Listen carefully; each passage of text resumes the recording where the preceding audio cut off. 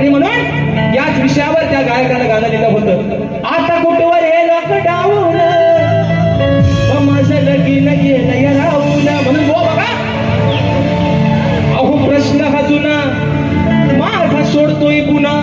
ओ झिमान तुम्हाला परवा पण दिला आणि आज पण देतोय.